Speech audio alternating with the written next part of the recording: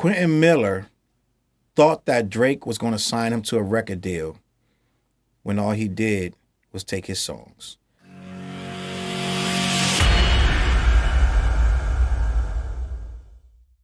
What up, world? Your boy Charles Brown back again, talking facts. Like button, subscribe button, notification bell.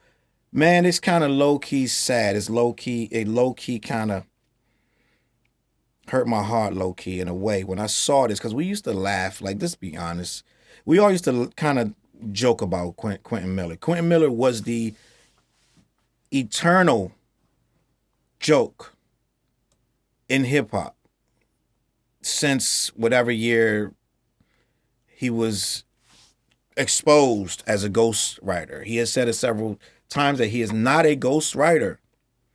And I didn't used to get that quote. Even till now, I did a story on Quentin Miller probably a week or two ago when he was talking about he worked with, that was like 3 weeks ago, when he said he worked with Nas, and it was just like almost clickbait, right?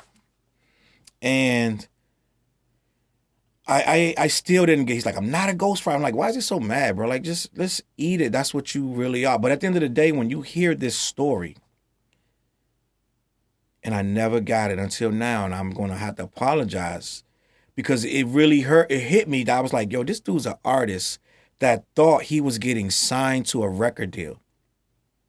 And he thought he was going to get a feature from Drake, not knowing that Drake was going to take the entire song, lyrics and all, and put it out as his own song. And it went that way, and you're caught up in it. You're getting paid to do it, but you're really hoping for your big break. And then DJ Academic starts saying the OVO sweatshop.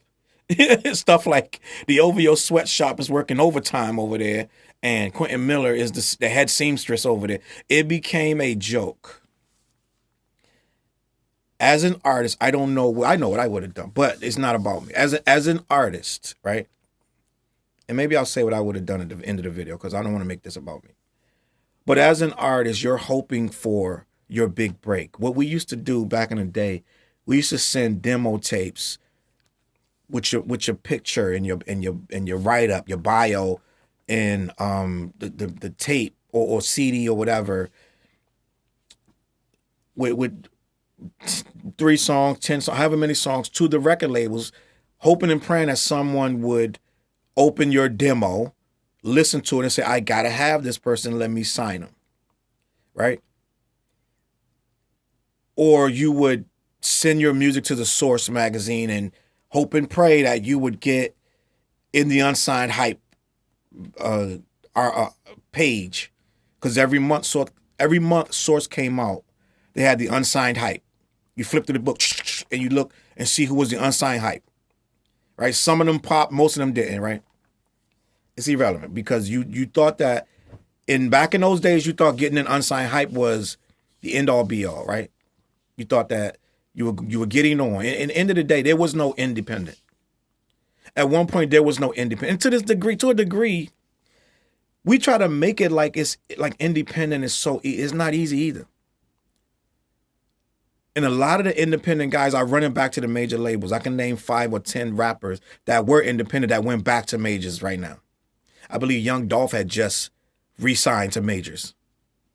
And I believe Pusha T, was it Pusha T? No, not Pusha. What's my guy? Freddie Gibbs just re-signed to a major label.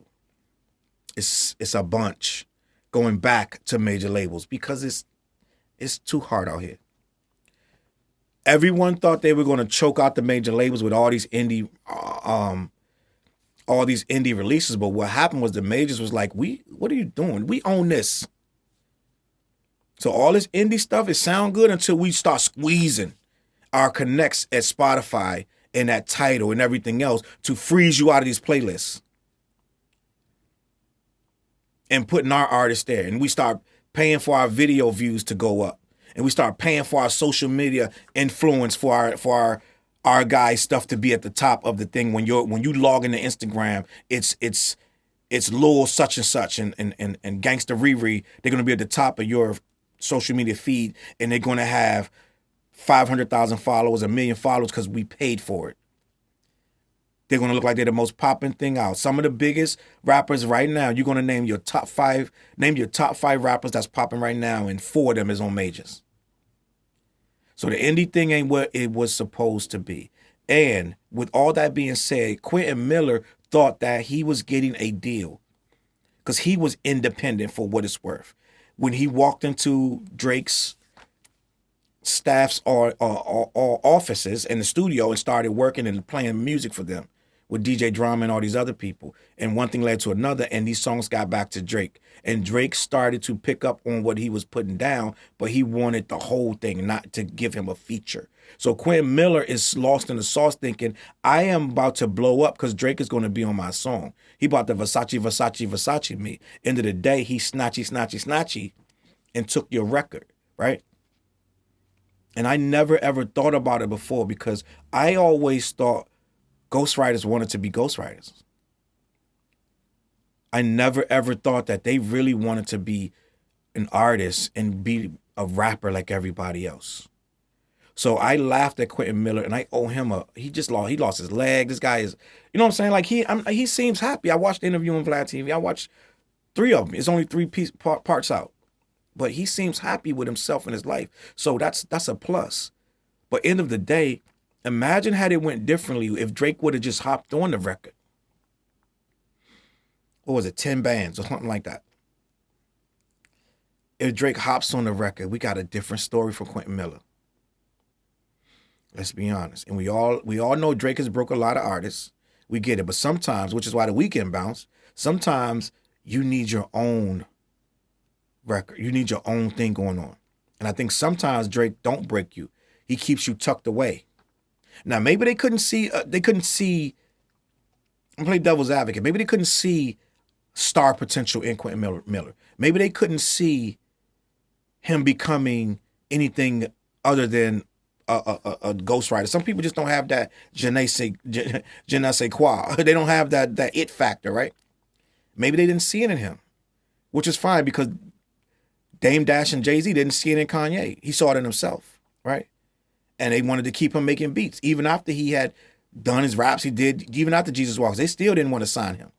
Kanye fought like hell to get that deal. He had to go to another record label and get a contract from another label for Dame Dash to sign him. So they did not believe in Kanye. So this is the same thing. Maybe they didn't believe in Quentin Miller. But the saddest thing about this is he believed in himself. And all his good songs, they listened to him, but they wasn't listening to him to sign him. They were listening to them to take them from him, right? It is what it is. I'm just telling you what he said. And a lot of people are going to find ways to still make fun of him, but I'm not doing it no more. I'm going to salute Quentin Miller as an artist, a fellow rhymer, right? And a lot of people say, well, his music wasn't as good as Drake. Well, guess what? He ain't got a whole team. He ain't got a whole machine picking and choosing his songs and taking the best parts out and then adding on the super sauce to it, right? And you start to see this whole thing for what it is. It's a lot of desperate superstars dying for the next look. And I'm going to give you an example. I'm going to leave it alone, right?